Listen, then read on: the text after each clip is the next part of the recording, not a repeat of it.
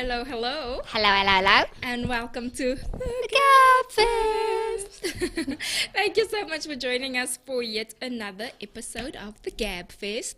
I wasn't feeling too lekker just now. I took a grandpa. I know everybody shouts me for my grandpa usage. But guys, it's the only thing that will work within the 10 minutes before we come on. These habits we have. yeah, Did we not just say about toxic coping habits? I'm just let's just jump into it because I think we need a session right now. Look at my mouth. Coping habits. Me looking on the screen now, I look like this puppy. Guys, there was load shedding. This girl did not iron her hair, and I tried. I went so happy this week. My hair cannot go in a ponytail anymore. So I'm just confused. I need I need answers. I really need answers because we go on this roller coaster, right? So, and Vange has really strong hair, so it will grow. And at some point, she really had long hair, and then she just cut it off. And then we went on the whole emotional roller coaster. I want my hair back. I want my hair. So we were halfway there, guys. High shame, there was progress. We were halfway there. And remember, this is in between braids, in between, like anything that can just help, healthy hairstyling. And now we're here. Explain to me. Give me something to go on with my life. How are we back here? We're back here because I wanted to go back to grey, right? Okay. And we couldn't wait. We couldn't wait this out a little bit longer. We couldn't wait because when you go grey, you have to tip anyway. But now it's at the stage where I'm not liking it and I'm feeling like I can visit Nu again and just go. Oh gosh. You know what? I don't want to hear it. Is that now even shorter? That's going back to where it was. Okay. So all I'm saying is I'm putting it as a disclaimer out there for everyone who's watching. I don't want to hear anything about it. No but regrets. is that quote of Coco Chanel true? That when a woman cuts hair, like she changes her life? Because for me, it doesn't apply. No, it doesn't change your life because maybe with some people in that moment you feel, ooh. You feel yourself. Me, I didn't take any pictures in that time because I felt I already have a big jawline. So my whole life I always said I feel I don't see it, Anka. I was about to say, I need new answers eventually. I was in the mall the one day. Guys. And this guy was standing behind me. And he was standing, some promoter, and I had my hair tied up in a bun, which is why I really have my hair tied up in a bun. And he asked me, why is your jawline so big? I can see it from behind you. So if someone can say a random person. And my word. After that day, like it crushed my confidence to the max. Like my hair will always be like down. So I need answers from you. And when I smile, and then I'm used to the word Kenneth. So when my hair was short, I never felt like sexy because I was always thinking, yes, this thick jawline. I just want to say, and I've had this conversation with Ange so many times, is that she can do anything with, literally anything with her hair and just live a life. It's not that you have a problem with what it looks like. It's just that there's things like you were saying, does it really change your life and whatnot? You have regret, like you can. In your case, I say it did change your life because yes, you didn't take pics and we had to hear every now and again how you want your hair back. Okay, guys, we are working on it. I am not complaining about. I didn't complain about my hair. I was just saying that I snipped a bit. So here we are. Thank you for joining us. In studio today, we have Yoli yet again. Yes. Hi, everybody. For those that didn't catch part 1, do you just want to introduce yourself again if you did not catch part 1? If you didn't catch part 1, today won't make much sense. It will make sense though, but not to the core. Tell you what, we'll give you the opportunity right after this to go watch that. Like right after. You start, when you didn't watch Harry Potter 1 or something, but now you meet a partner and your partner's on Harry Potter 3 or go back on your own and then do do the homework like behind Don't the scenes. ask questions. Just go. These are one of those moments. Watch this one right now and then go back later. So would you like to introduce yourself yet again? So hi everybody, my name is Theolyn, aka Yoli, that's my nickname. I'm excited to be here on the Gabfest with the ladies. Again, Are you more confident this week? I'm more confident. I can sell myself this week. So yes, I'm a teacher. By profession, I'm also an author. I authored a book titled Written with Love, and it's all about my journey before I had my encounter with Jesus. So yeah, we're going to be touching on that here and there in our story. I liked how you said it last week. You said what Post Jesus. Post Jesus. Yes. Post Jesus. And yet again, I'm co-host Anka. Sorry, she's always the whoop whoop whoop one. Now it's whoop whoop whooping for her. I remember me. Like now I just need to just go into self-pity for a while. So Yeah, and yet again, we are missing Cleo. Yeah, let's take a moment. Guys, can we just take a moment? just in remembrance? She'll be back. Uncle was like, how could you do this when I did the whole crying thing on Instagram? Because I said, just say something, like, because they were speaking like normal, but they didn't know what filter was on. Me blocking my ears out for these things. When she saw And I it, said like she's days later. how could you? But yeah, we are jumping right into it. Before we jump into it, please do subscribe to the channel, The Inside Show. And please give our videos a thumbs up. There is other shows on Mondays, Tuesday, Wednesday, Thursday, Fridays in the 9 o'clock slot. So please do go and watch those videos as well. However, we are your lunchtime slot. We keep you company during lunchtime. Yes. Eat that sandwich. But do comment, please, guys. We would like you to engage with us so that we can bring in your comments, and then maybe, Theolyn has some advice because she's also you said psychologist. I studied psychology. There we go. Yes. There we go. Yeah. If you want a what do you think moment. So before we get started, like Yoli said, she has written a book. It is called Written with Love. I did ask her to bring in 3 books to have a little mini giveaway at the end of the show. But I'm only going to give away 2 on the show today because the one I've already put aside for, I feel she doesn't make it obvious that she's like a supporter, but she's always there, like in your DMs, in Gabfest DMs. She slides in our DMs all the time, and I'm not sure if she's online right now, but last week also without the show, right after the show, she's like, I was just wondering, was there a show today? I can't find it. So this one is for Tremaine. If you are watching, I will send her a DM for it. So we have 2 more that we will be giving away at the end of the show. So do comment. So do comment. Like Yoli said last week, I did say if you want to know the full story, please do buy the book. But it is, like we discussed last week, personal things that she's gone through. I even had people phone me that says, I've known her like when I was younger, but I did not know this happened. She just disappeared. And it's interesting for people to see that you didn't just disappear. You actually went through a lot. So jumping right into it. Last week we literally only not last week, week before. If I say last week, please forgive me because it was the last show. But last time because we are discussing falling apart or falling into place, right? And last time we really focused. Last time we really focused on the falling apart section. So we will still touch on the falling apart, but we're going to mainly also focus on the actually falling into place. So who wants to go first? Theolyn said she wanted to go first. She's excited this week now. You're excited. We're so excited to hear from you this week, and I can hear today the confidence is oozing. Let us know what's on your brains. You took long to come to you last week. So this week you came ready and prepared. No need. We're here. Where's the popcorn, guys? No, I'm just trying to see how we're going to jump off from... Okay. We're literally going on as if we're going on from last week.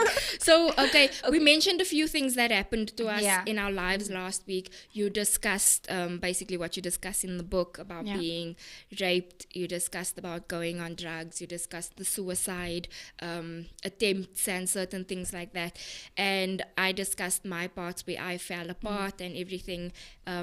Anka was sharing not necessarily on the terms of how we fell apart, but on other ways she fell apart, the oversleeping, certain things like that. Not toxic, but unhealthy coping Coping mechanisms mechanisms. of, you know, how you, sometimes you don't think they're unhealthy, but really they delay you or they don't get you to do what you need to do. So toxic it is.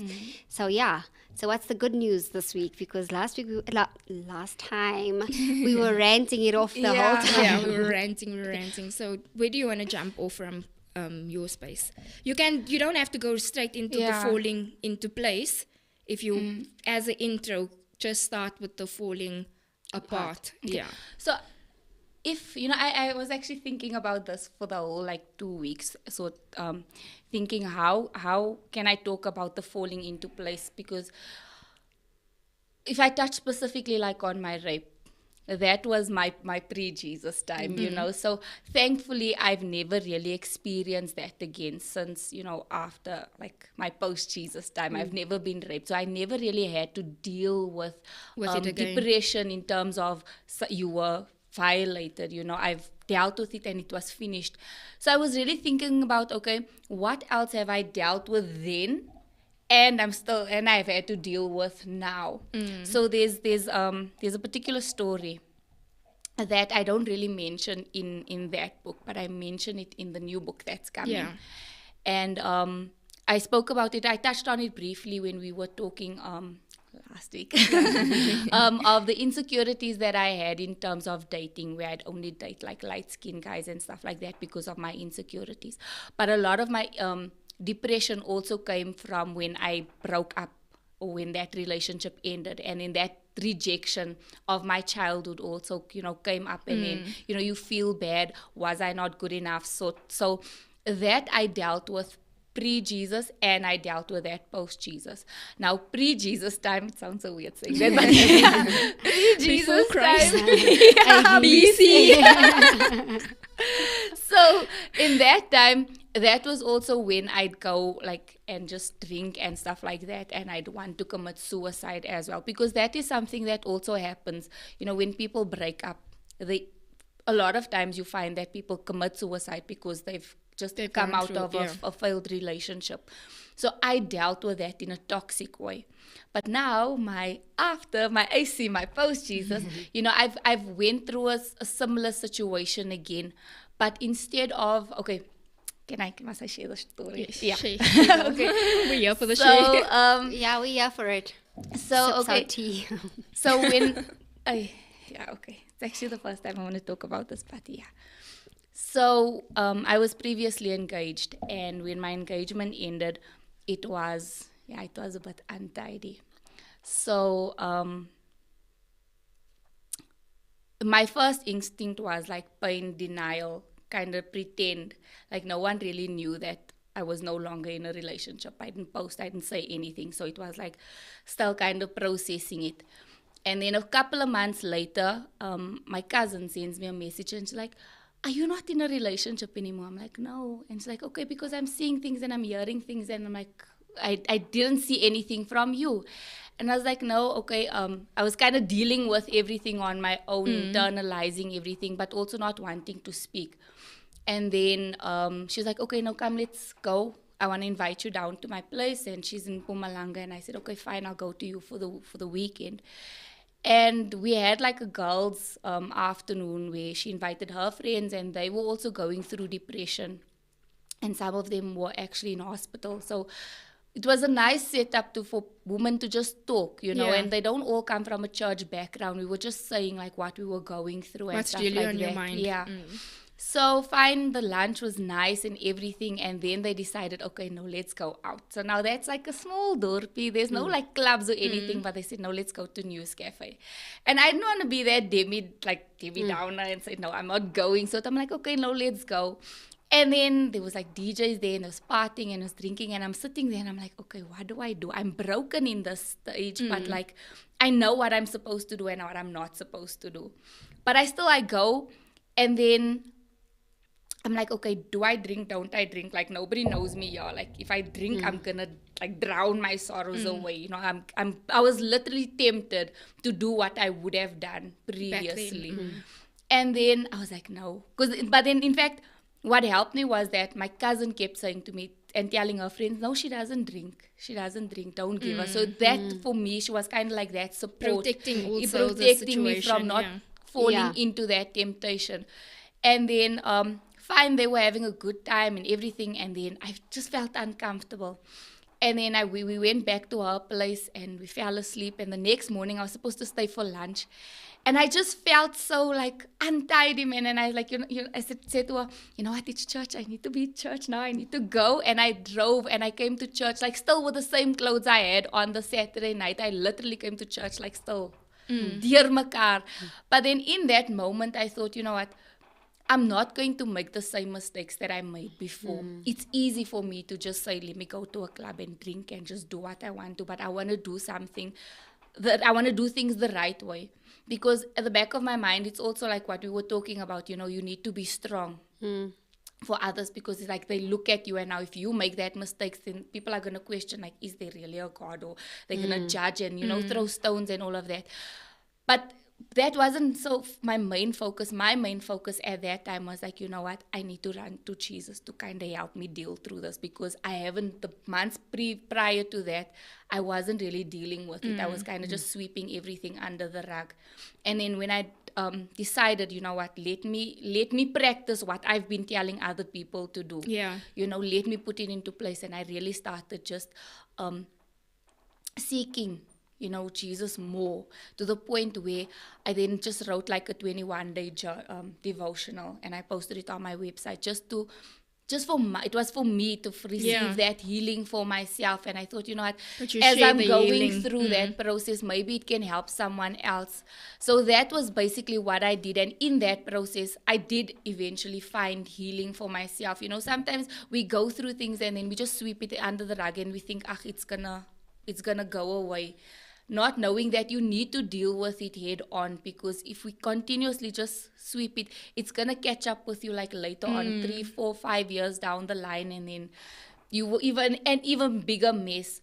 So that was my sort of falling into place, where I then went on that healing process. I said, you know what, I'm just going to focus on myself now, focus on what I need to do, and just trust what God wants me to do.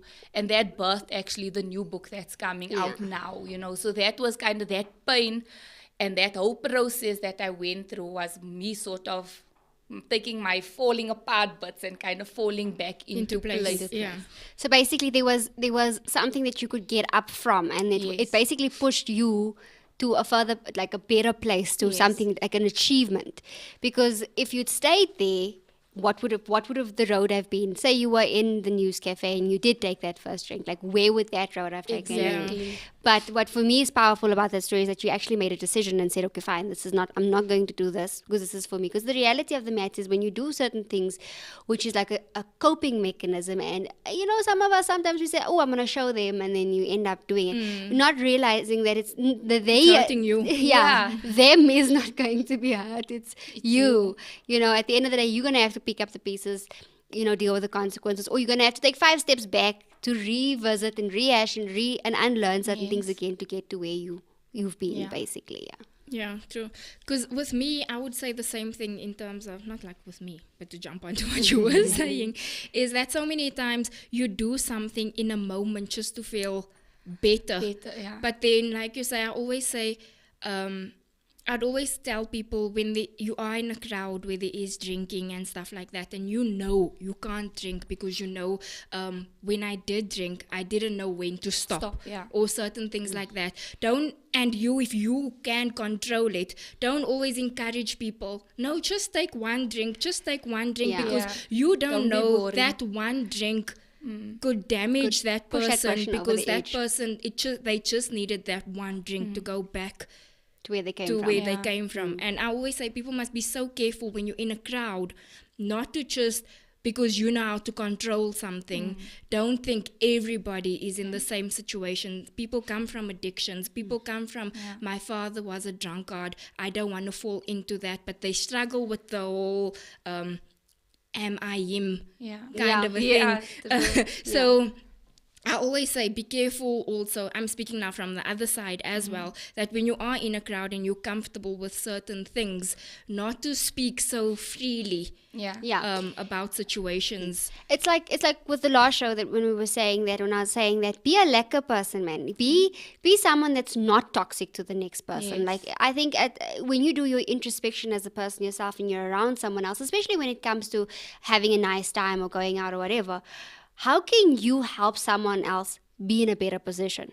So, like your cousin, what she did was, no, she doesn't drink. I think that for me is such a healthy, because then you find comfort. So next time when I'm grieving, I know, she's living a life or whatever, Yeah. but she's mindful of who I am and where But I'm that's going. also where Yeah. it comes. Be careful in your times of trouble who you surround yourself So with. true. Yeah. Because it could also be the fact of your cousin couldn't care less. And if Yeah. it wasn't coming from a good space, being the one saying, no, just have one, you're going to forget about it, Yeah. kind of a thing. Yeah. But she was like, Or there no to one's gonna protect, know. no one's Yeah. going to know, kind. So it's also always very good to know that even if you are going to a place where you know you shouldn't be, to have that one person yeah. with you Got that your will back. keep Yeah. things in line. And I just want to add on to that, with my side being that my coping mechanism being, procrastinating or shutting down or whatever. And I know for the past 2 weeks, that's been one of my difficult space where, like, I'm like, yo, I'm heavy on depression. So what do I do now? And usually I shut down. And what for me is a saving grace, and I think this is something, or like a helping coping mechanism to cancel out the unhealthy. I don't know how to put that. But, like with Xavier is get the job done. Get it done, then it's done. Like that, he's got that sort of thing. And he's like, no, you can't. Are you just going to leave it? So what? It's just going to, So he's got that way of speaking, or he'll come and, are you done with it? So where are you now? I can't say things to other people if you're not done with it. So finding yourself with someone, or saying something to someone who will ask the right questions, even though it's uncomfortable. Because yes, I get upset, and yes, I say leave me alone, but someone that will stick with you through that. And I know it's easy to say find someone, but try to surround yourself, because at the same time, we go to those, like you said the last time, you go to those places because you want to be with someone that will tell you what you want to hear, because it's uncomfortable sometimes to have these conversations. So yeah. Yeah, so I'm going to jump in with my story now as well, in terms of you spoke to you about your falling apart and how you dealt with it falling into place. So last week I spoke about also my BC. Last week, so even though I grew up in church, I can't say that I was always saved, if that makes sense. You get to a point where you actually, being saved is not coming to church every week. And that was basically what I was doing. I was always involved, I was always there, but I didn't feel like there is somewhat of a relationship. This chair is making so much noise. I didn't feel like there was a form of relationship. More and like certain religion things, like sort more, of a thing, more like a habit. I grew up going to church. So I lived alone in Durban, but I knew every Sunday I'm in church, kind of a thing. And it gets to a place where you're like, but why am I actually going to church? What is the reason for me going to church? And then all those kind of things. And then, like, when I now had my experience and I was like, okay, this is the life I want to live. This is, parents brought me up this way. Now it's my decision. Am I going left? Am I going right? What are you doing now? And I came to the point where I was like, I believe in Jesus. I believe every Father, Son, Holy Spirit. I believe for me to do this, that. I was old when I got baptized, in terms of having grown up in church. You would think you were baptized that like the day you were born. But it only came to a point where I decided this is where I'm going to be. And like you said, there's certain things that happen in the past or something like that, and then I'm going to bring up my Scarlet situation. This is now my post Jesus trials, that I was like, I'm falling apart now. So I was in a very long relationship before meeting my husband, and I know that relationship didn't work out because, like I always say on the show, I knew that when I get married, I want to be a virgin. And it was something that stuck with me. Like I say, before Christ, I wasn't living the Christ life, but I was in church every week and stuff like that. But even in all of that, so I always say my virginity had nothing to do with being a Christian. It was something I wanted for myself. And then the relationship didn't work out because you're not giving yourself in that way. So then getting married, you think you're doing everything right. You think, okay, and then I said last week, Ticked all the boxes. Yeah, you tick all the boxes. I'm a Sunday school teacher for this many years. I got married a virgin. And then after my miscarriage, we then went to the doctor. I was on medication to fall pregnant. So we didn't plan to have kids so early in our marriage. We wanted kids 2 years into marriage. But then after oh wow, you're pregnant, and then it being a miscarriage, then we were desperate to fall pregnant because we were like, what if we can't have kids? Again. So we were like, let's do this quickly. And we went to the doctor, and I was actually on medication to fall pregnant. It was some 5-day tablets that you had to take just that 5 days, and you can't take it again for a long period of time. But then we fell pregnant with Scarlett. Was falling pregnant with Scarlett. We're happy, it's like, okay, we're moving. And our thing was, we always prayed for Scarlett. She's going to be a girl that walks in the kingdom of God. You know how it is as a Christian, man. She's going to work in the kingdom of God. Yeah. She's going to be a healer, you'd speak. At that time, Ashley was very into... I forgot that lady preacher's name from way back when. I always say her voice, it really scares me. But There's only, Janita Bynum? No, way before Paula her White. time. No, I don't even... Catherine Catherine. something. Yeah, Catherine. Coleman. Coleman. There her voice scares the hell out of me.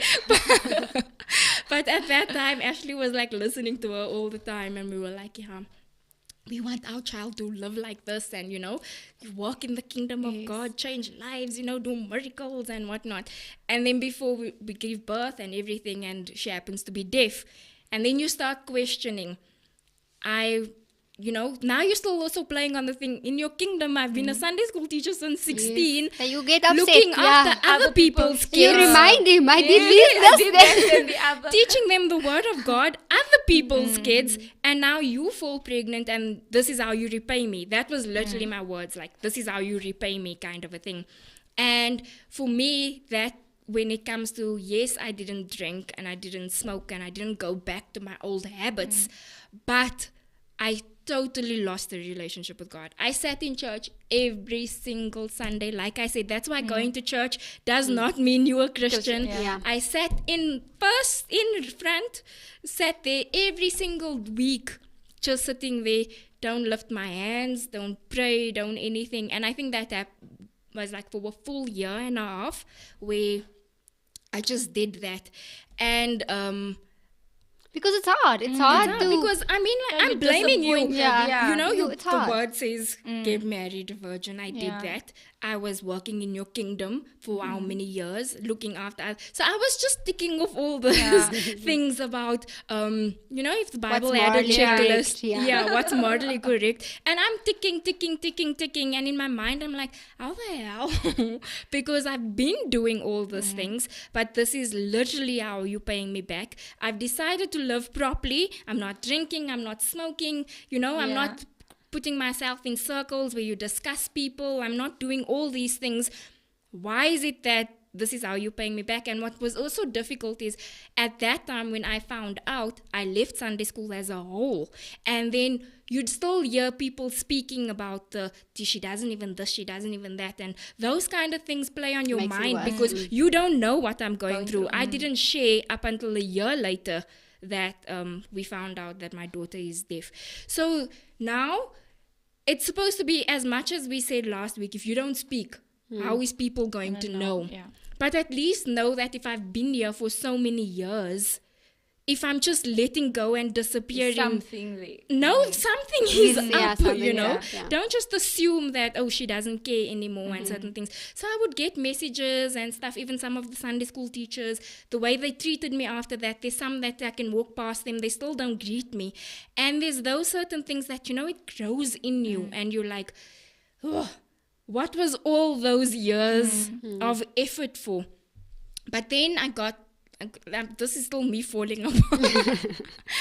Disclaimer. Disclaimer. We're not the falling into the place Not just falling yet. in. So, but even though I didn't drink and I didn't smoke and I didn't do those certain things, I fell into so much depression in terms of I hated, if I can say that, God at that time. I hated who I was, because then I started questioning, because you find out all the reasons how you could get the virus, and you start questioning, what did you do wrong?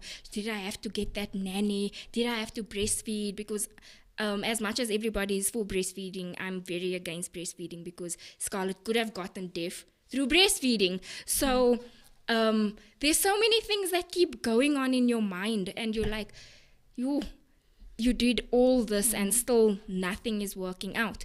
And then we went through with the surgery of my daughter, and people would come and say the reason why our miracle didn't come is because we believed in the cochlea. And those kind of talks. Yes, people have a need to say things when it's People not. need to People say must things. learn not to say things. Yes. So If it's not your place, don't say. don't There's say. no guard, yeah. You need So to put a then guard you there. also go back and it's like, so did my child really not get a miracle because I didn't have enough faith and stuff like that? And it really works on your mind. And then I went into the fallback from everything. Don't speak, only speak when spoken to, and that's how I dealt with it. So I wasn't drinking, I wasn't smoking, but now I have no relationship, I have no form of communication. I just sit there with my mouth full of teeth in every circumstance, and that's how I dealt with it then, which is also, like you said, it's the toxic way of dealing with things. And obviously it brought problems in your marriage, all those kind of things, because now I'm so depressed, I'm not realizing my husband's going through the same issues. It's our child. And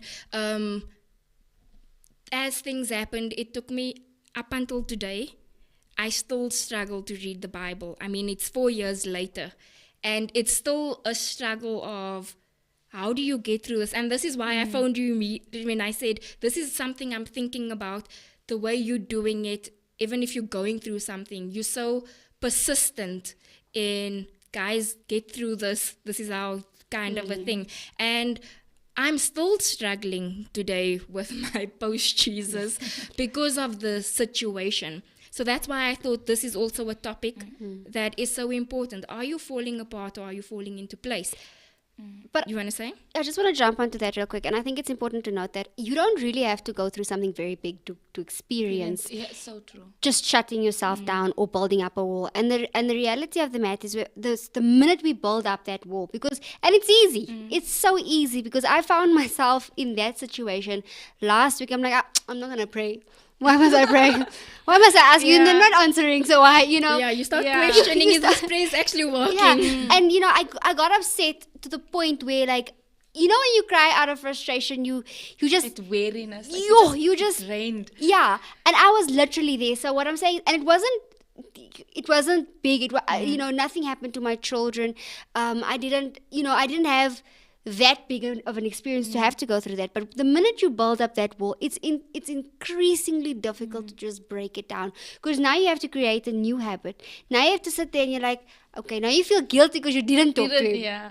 Now you have to sit through that guilt. So it's like you have to find a different way, because it's really easy to just build, and you tell him, but I do this and I do that. So how am I sitting here now? Is it worth it? And you shout him like you would shout someone. Yeah. Like, No, but it's true. I've just about last month, I had that experience where I was driving in the car and I was just crying, and I was like, you know what, I'm tired, because I felt like there was a space where I wasn't connecting, and a lot of it also came from my disappointment with God, when it was like, but you like blessing everyone else, and like, what about me? Do you even see Yeah. me? See, Like, am I not? And every time someone says your blessings will come, I'm like, I don't want my crown in heaven. I want my riches now. but I think this is our favorite one. We says that your blessings will make rich and add And no no sorrow. sorrow. So like, here we are. You've been blessing us, because we can't deny that. but why am I sorrow? Why is it That is difficult? not the blessing we want. Yeah. I'm blessing you, but no, I don't Yeah. want I that don't want blessing. that blessing. I want this blessing. I was listening to a talk show the other day, and they were saying how we only focus on the blessing as the good thing. Sometimes we fail to see that the loss is also a Yes. blessing, Yeah. and we're not happy about that. We're crying about Yeah. that, and we're like, do you see me? Yet he's protecting you in certain places, and Yeah. it's like, for me, it was like, okay. I'm gonna be like, I've been struggling like with marriage, and I'm thinking, but like, when am I gonna get married? Everybody around me is getting married. I'm getting old. My biological clock is ticking. I want another child. And it's like, but why? And I was so frustrated. And then I think that was also because I was so focused on that. I was like, okay, I'm feeling stuck in my career. I'm feeling stuck in my finances. Like, I just feel stuck. And then it was like, okay, what now? And then you blame God, and it's like, but like you're saying, there's that disappointment. You say, but I do this and I do that. And then somehow I thought about Martha also in the Bible, where she was telling Yeah, Jesus you do about a lot of things. But I'm like, this is actually in the Bible. So I was thinking of Martha, and when Jesus came there, and then she was like, but Mary's not helping me, I've been doing all this work, and she's just sitting there at your feet listening. And then he kind of rebukes her and says, but don't take that away from her. And I realized that I hadn't been sitting at Jesus' feet enough. I was so focused on my work, thinking that if I serve here, if I do this and that, then I'm gonna My get all my works. ticks, and then God's gonna be happy, and then everything is gonna fall into place. But then I had to realize that I need to be still. Yeah. I need to still my mind and find out what he wants from me, because now I'm telling him what I want, and you can't And also, find if you his- are Yeah. doing that tick, tick, tick, Yeah. is it, you must also ask yourself, am I doing this out of sincerity? Yeah. Or is it now to tick off the box? Yeah. Oh God, I am doing this. Yeah. I Yeah. am Is it doing the that. hand or the gift? Yeah. It becomes that. I think it's also important to note that a lot of the times we know what our blockage is. We know what we are doing, and yes, it is difficult, but you're gonna have to break through that to get. Because I had to come to that lesson where things are not falling into place for me, and I'm upset, and I decided I'm not gonna talk to you. Why must I talk to you? Like literally, I was to that point of now. And then what I did was I just put on worship. So no reading, no praying, just worship. Because this now soothes the soul. Because worship has a way of making you feel lekker now. And it became a matter of where God's like, you want this from me. But are you not willing to give me this? Which is your time, which is your heart, which is you. And it's difficult because you already feel so, yeah. I wasn't going to speak about it. But here we are. So after losing my father, it became a thing of, but we asked you. He still had time on his clock. We asked you, why now? Why in such a way? And I had to go through the journey where I had to make peace, and I'm almost there. Because there's a part of me that knows my father wanted to go because he was tired. But there's a part of me that felt like but Lord, your miracles could have overridden that, Why couldn't you? Why did it have to be in a time like this? My kids are still small. I wanted my kids to, my father. And my father was my everything. So why? So I had to come to the point where it's like, but how am I sharing something with you when you already know how I feel? When it's really not about that. It's really about you spending the time. And it's been a challenge to that extent, to let go, to open up. And a lot of the times that's the blockage for because we've made a decision. We're like, okay, this is how I'm coping with it, and this is how it's making me feel. But I'm still a Christian, and I'm still going to church, and I'm still doing these things. So you know what? God will understand. No, that's where your blockage is. In order for certain things for you to fall into place, So going into the falling into place kind of a thing, because there is still people that hasn't fallen into place as yet, but they're still going through their trials.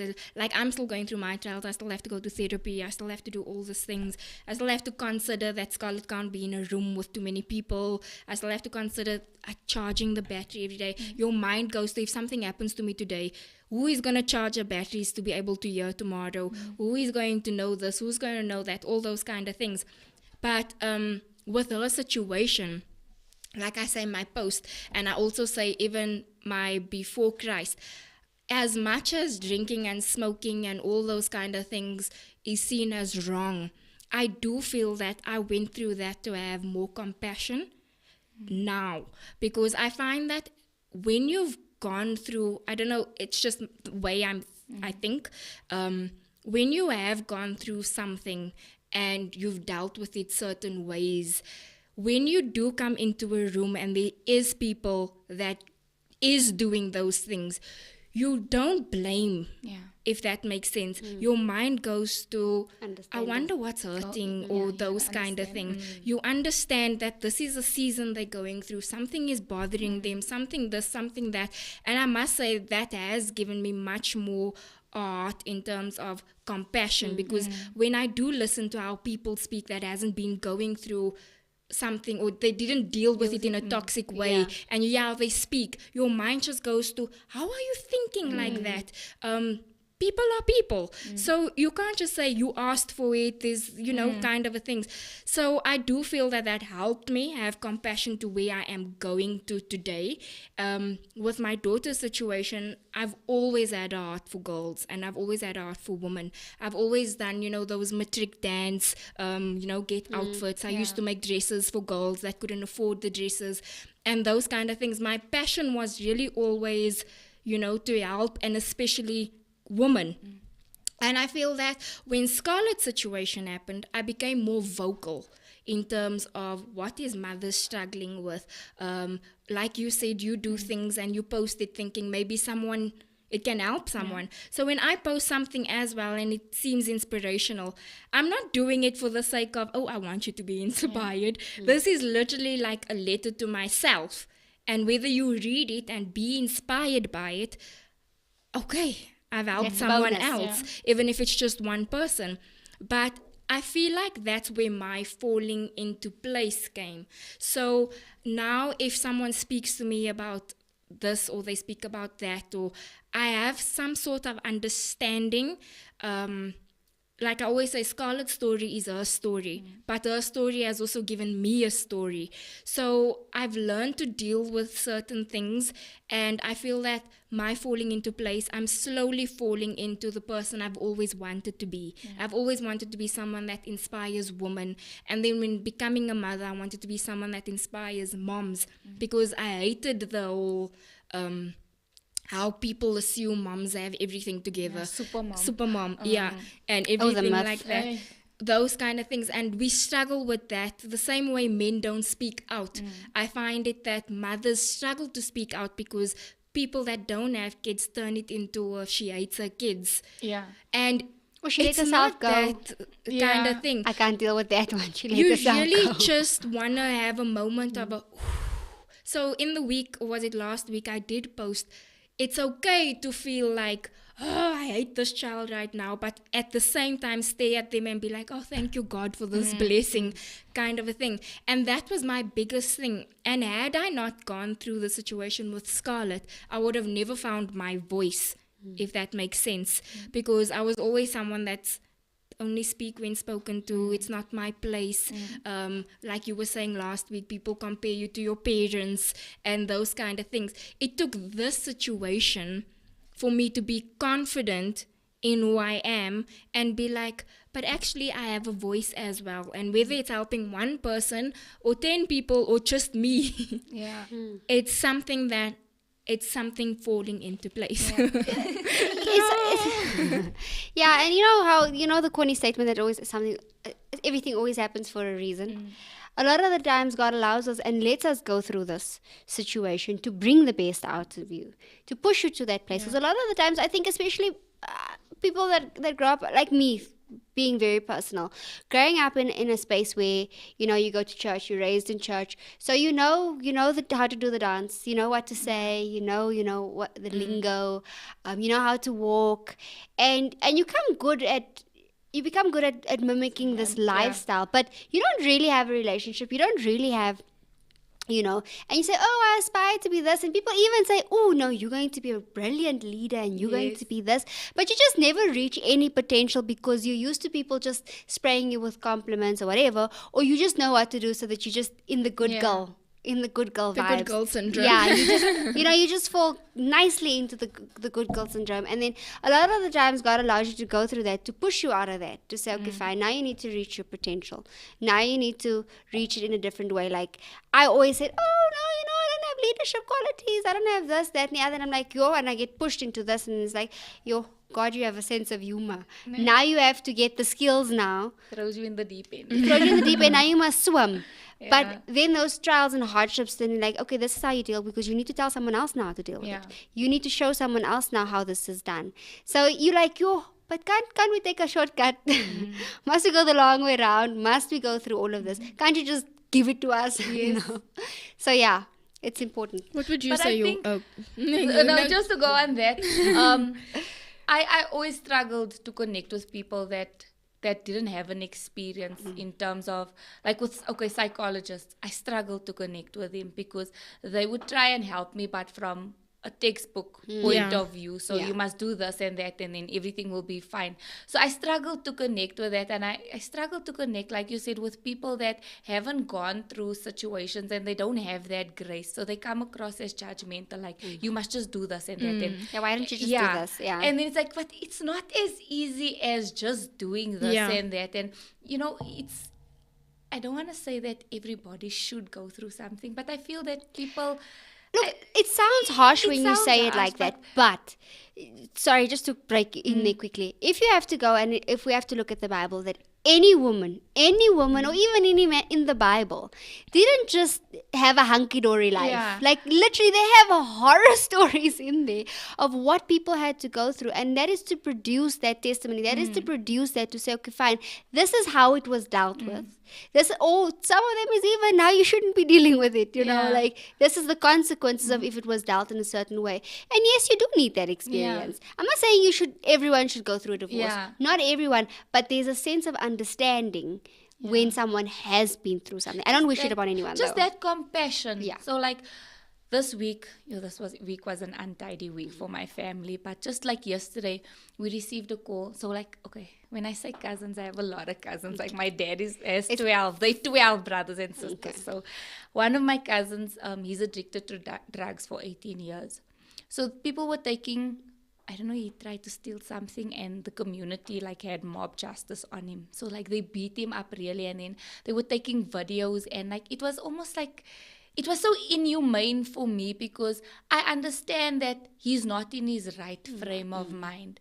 And yet people are like, he must just come right now. You know, we've been struggling so long. And it's like, where's that compassion? Like for him to be addicted for so long and still to be doing all of this. Yes, I understand it's not like normal or not right to be stealing things, and I don't condone his behavior, but just that inhumaneness of them recording, you know, and instead of helping, why are you recording it? You know, go out and help and say, okay, Lord, let's call the family and say, you know, this is the situation.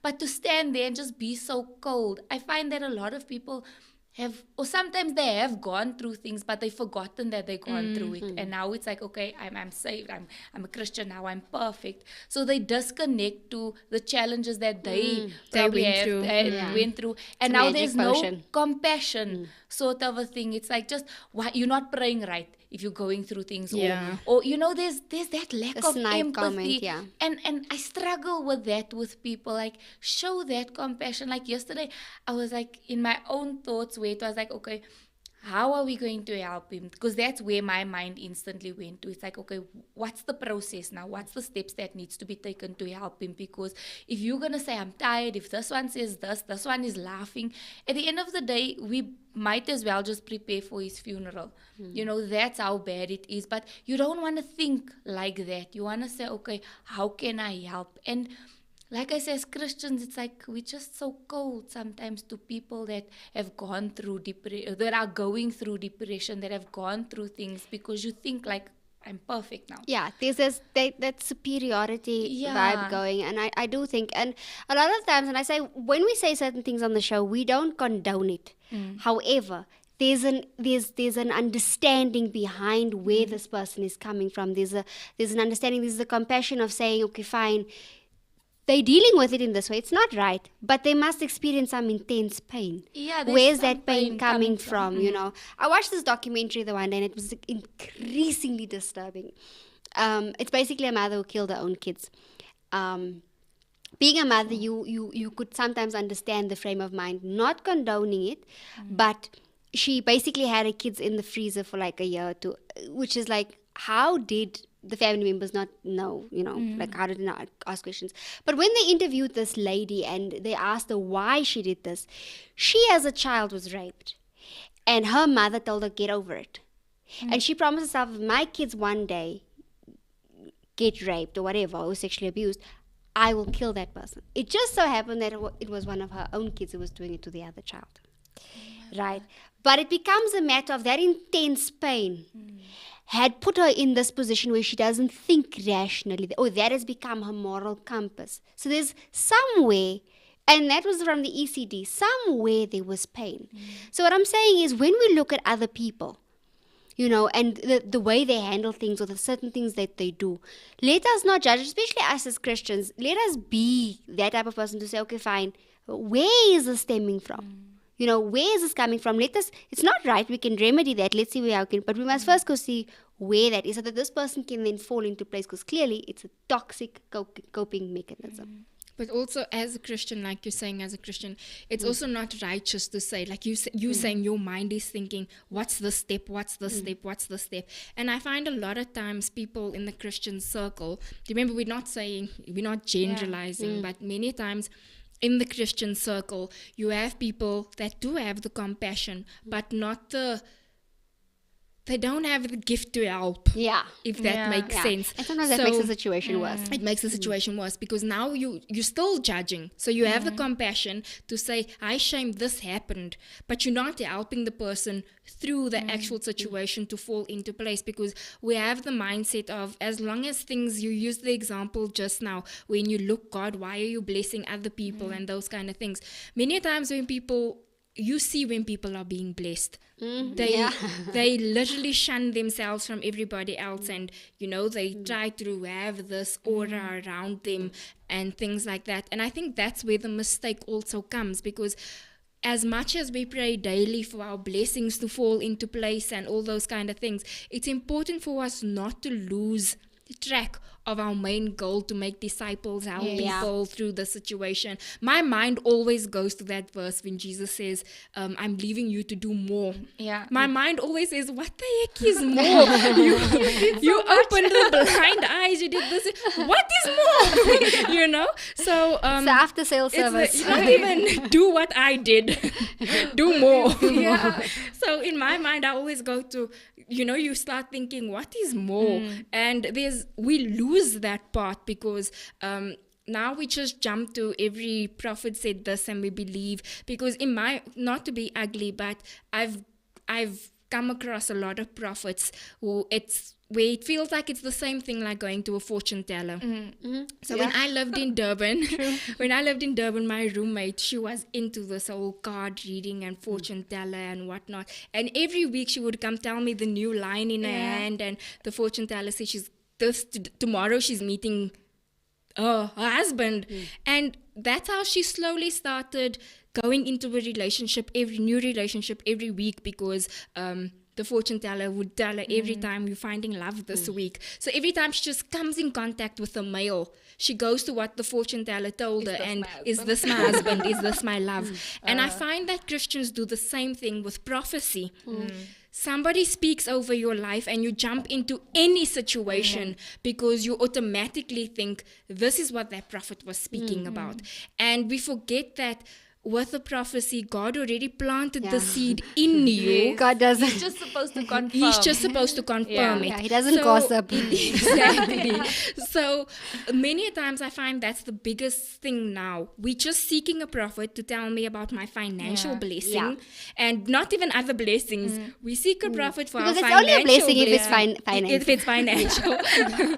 And once you have that financial blessing, and let's say it did come to pass, we no longer believe that this is the work of God. We now worship the prophet said that. Yeah. Remember the prophet said that. Remember this prophet. And then you start getting all these people to join on the prophet wagon. The prophet is you are there. And we slowly lose touch of the actual purpose behind the whole, I almost said stigma, but lack of a better word, Christianity, stigma.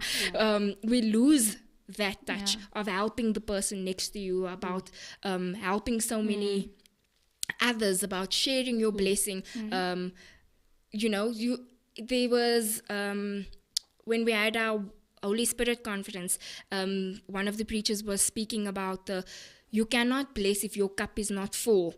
So fill your cup and then let it runneth over. And I found that so funny because Oprah also has some encouraging thing, and she doesn't come from a Christian perspective. She also comes, but it's the same message. If your cup is not full, it's impossible to pour into someone else's cup. So just make sure that if you are falling into place, allow the blessing to continue to fall to the next person, to the next person. Let us all be, sorry to bring up a race again, but especially with colored people. Once I'm blessed, let's be blessed together.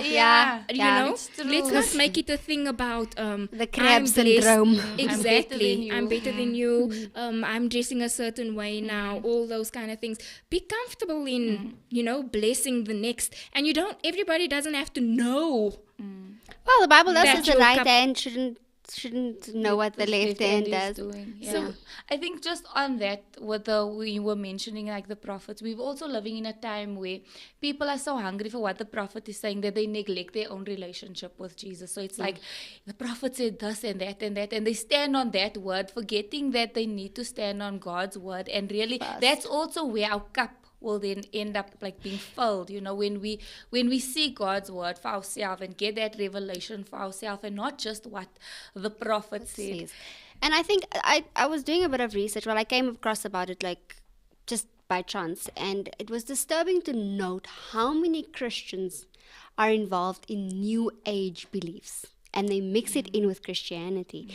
And what then happens there is that it's sort of like a coping mechanism, but it's this way you want to, in yourself, your higher being and your whatnot, and you forget that there's only one way. There's only Jesus that is the remedy to everything else. And it's disturbing because these people say they're Christians, and they get involved with actual Christians. And I know of a couple that is in our circles, our immediate circles, that is like sharing these things. And you're like, but this is actually disturbing because this is being used as a coping mechanism. It's being used to see, okay, how can this remedy this situation or that situation? When really, when we go and we want to find something to fall into place, we want to find a mechanism. Obviously, prayer is one of those things. Obviously, our relationship with God is one of those things. But are we doing it with sound knowledge? Are we doing it with the actual word? What does the word say? Because that's how easy it is to just, some random person will tell you, you'll go to China and you'll get married to 3 men, and then tomorrow, you know, you get kidnapped in China. You get what I'm saying? Whereas God will first tell you something. So in the week we were going through something, and I woke up with this thought, and I thought to myself, am I just, you know, trying to find my own solutions? And I'm saying, you know, Lord, like, am I really trying to find a way to just get out of this? Because when you're backed up in a corner, you come up with all these different. And my mother calls me, and she mentioned, so I didn't mention. So usually I would run it past my mother. This time I thought, let me just keep my mouth shut and give it some time. Maybe, you know, God will show me. And she calls me, and she says to me, and she starts the conversation like that. She says, I want to ask you something, but I don't want you to think A, B, and C. And she mentions it. And that's where you realize that it's first, God will first tell you before he'll speak to someone else. God doesn't gossip. I had a moment like that, but just after I came back from my cousin in Mpumalanga. So the week exactly after that, we were planning my sister's bridal shower. So we had family over, and my grandmother's sister was there as well. So she's from Port Elizabeth, so she was there. And then she came with the prophet to our house, but this guy was blind. And then, but just before they came there, I was at the funeral because one of my classmates passed away. So you know, when you have like a mini reunion with your classmates and they all like succeed, and you sitting and everything is like, I'm not there at their level yet. So I was dealing with my own insecurities again, where I felt like so a weird. failure. Like Anka always complains about me having insecurities, that you have insecurities. You study 24/7, you have all this to explain. We need answers. Things, and your mind goes to, but then that goes back to you always, the assumption of someone else's success and what they actually thinking is two totally different things. Yeah. So I was really battling with me feeling like a failure, feeling like I didn't achieve much. And then when I get home, so my great aunt introduces me to this guy and whatever, and we're talking, and eventually he says to me, "You feel like a failure." And I'm like, I just start crying because this is what I was just feeling moments ago. And then he says to me that, that stems from you feeling like you haven't lived up to your father's expectations or what people say you should have achieved by now. And, he started speaking and he was telling me I need to go, really get healed, which spoke to the things that I was experiencing just the weekend before. So, like you were saying, there are some times where people speak into your life but it must first stems it within must you click first. within you first. It must be like a confirmation. Okay, so this is clearly God using this person speaking to me. So now I need to hear, and I need to listen now. But when it's like, I know somebody that will be, there's this prophet here, are you coming with? And it's like, no, I'm not gonna go and chase for somebody to tell me about my future. And it's like, it's not right. It shouldn't be that way. But you find some people that do it. Because people go after signs and wonders. So, going back to our topic. For section 2, but still it's still falling into place. Falling into place. Don't get carried away. You don't want to fall somewhere else out of place. You want to fall into place. The other thing also that I wanted to mention is that so many times we know what we're supposed to do, but it's not really the direction you want to go in because you have a different mind of success or you had a different idea of this is how I want to live, and then God tells you go this way, do this, do that, and your mind goes, how is that gonna make money? Stuff is getting expensive, this, that. You rather and we start doing things that is not meant for us.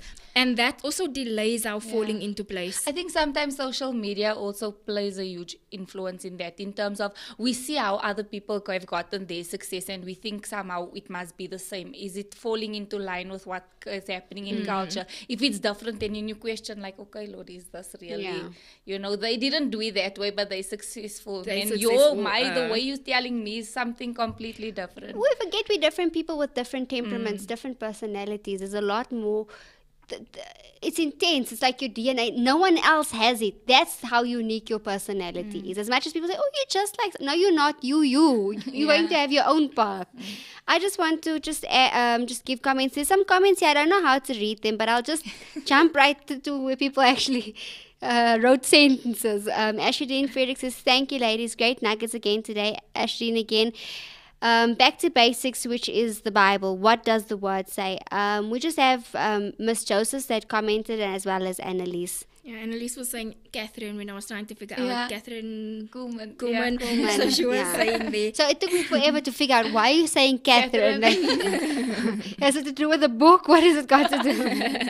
But so anything you would like to say? Oh, before we do go to the closing things, if you are watching and you are interested in getting this book, you can buy it straight from Yoli on her Instagram page, which is at Theolyn Francis. There's no A in it now. Theolyn Francis. You can get it there, but we do still have 2 books we are giving away. If you are interested in winning the 2 books, please do leave your Instagram handle or your Facebook handle in the comments, and then we'll just do a draw from there if you are interested in receiving the book and share the conversation, share the conversation and leave. What must we do? Subscribe, like,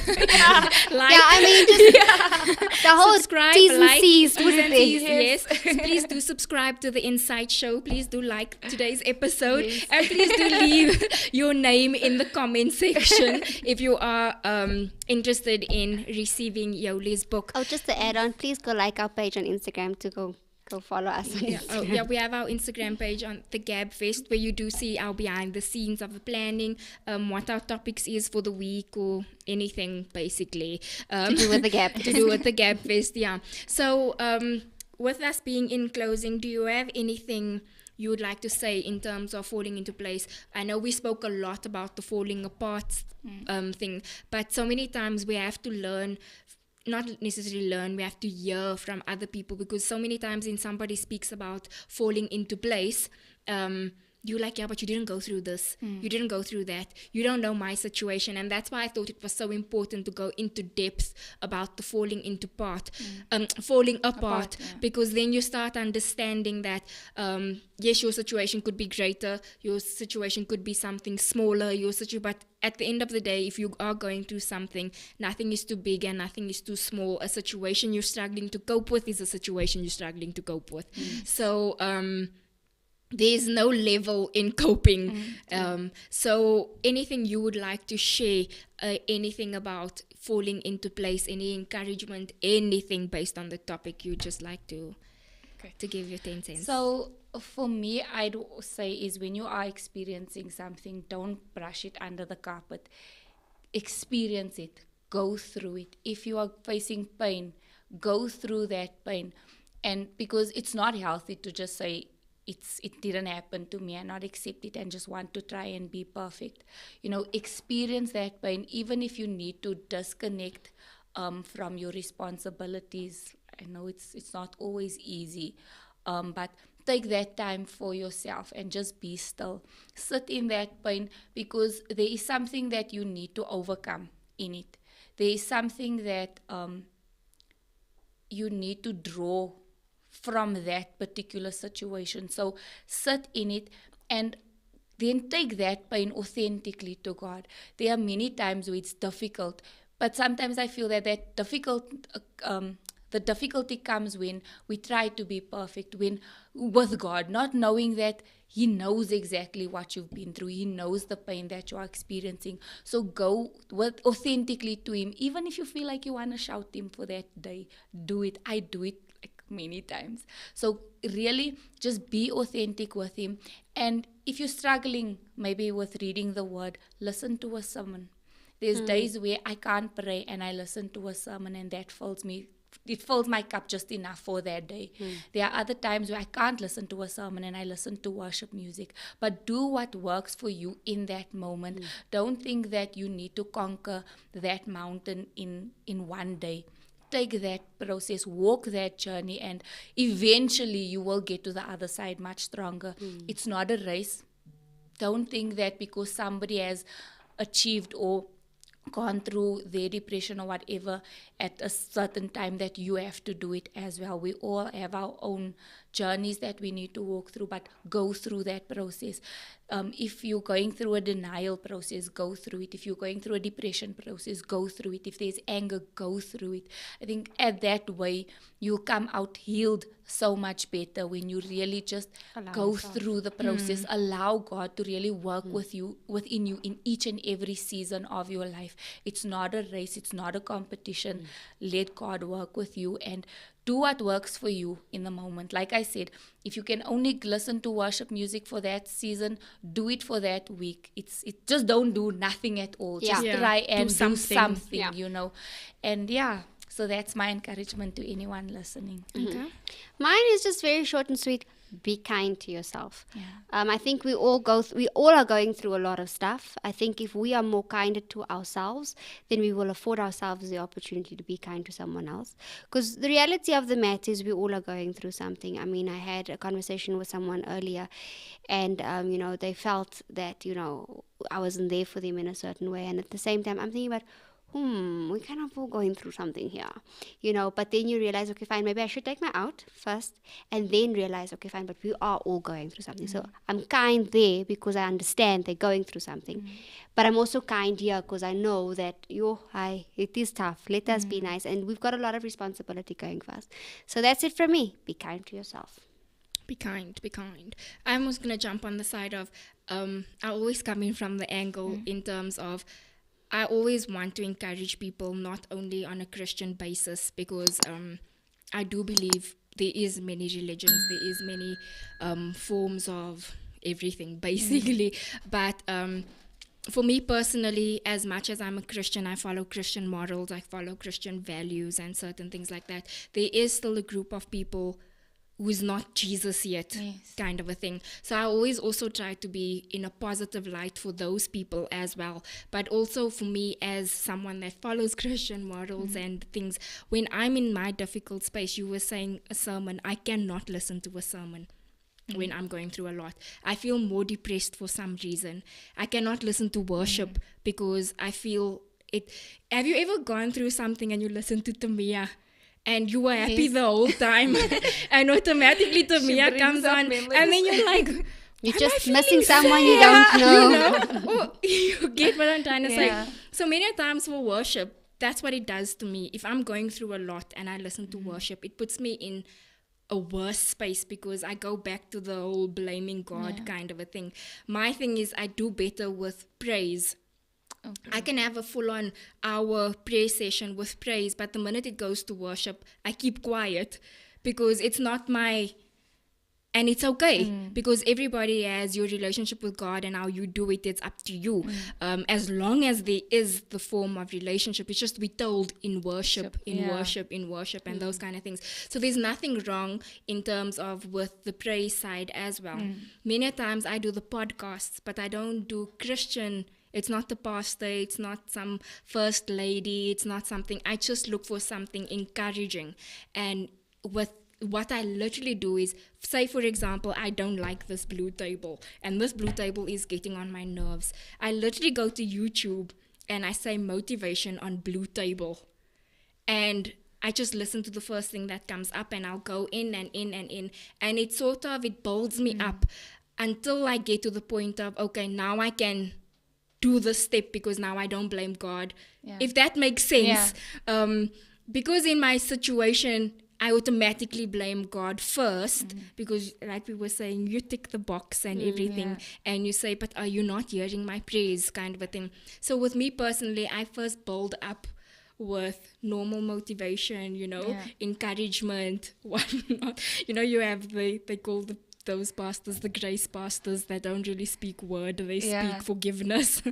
And I do that first before I go to God and stuff like that. And then that's my form of encouragement as well. If you are somebody that does feel like you're still in the situation of blaming God, because it's easier to say go when you're not in the situation. But if you are somebody that's in the situation currently, I would advise that if you are struggling to connect with God, build yourself first in a positive light, where you do the encouragements, where you do the light music that is not vulgar, it's not speaking down on anybody, it's not speaking less of somebody, all those kind of things, and build yourself up to then your God relationship and you're speaking to Jesus in things. Because I find myself, if I listen to normal podcasts, I automatically go to, how does this relate to A, B, and C? And then I take it back to God.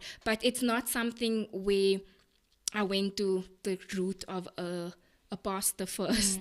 So it is also okay if you are in the situation. That's how I've learned to deal with it. So as long as that story was, it's my form of encouragement as well, that there is no right way in terms of how you get to the final point. Just make sure that you're working on it in a positive light and not in those toxic things we spoke about last week.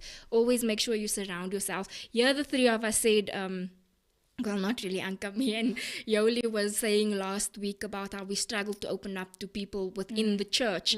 And Anka asked us questions about opening up with people in the church. I think let it become more normal. And like on the show, like I said, so many people would say, you're sharing too much. And I'm like, but I'm okay with sharing that. Had I had a problem with sharing it, I wouldn't have said it. So I think take it out of studio and take it into the healthy environment as well, because the more we open up, the more others will open up, and like the same way your blessings overflow, that form of comfort will overflow. And the minute you are okay to share, whatever bad word you hear after that, you let it out. So just take it in, receive it well, and be blessed. Thank you so much for joining us on today's show. Hope to see you guys next week. Theoli, thank you so much for joining us for another week. It is really so much fun with you in the studio. So thanks, Anks, yet again. And we shall see you next week. Bye. Bye.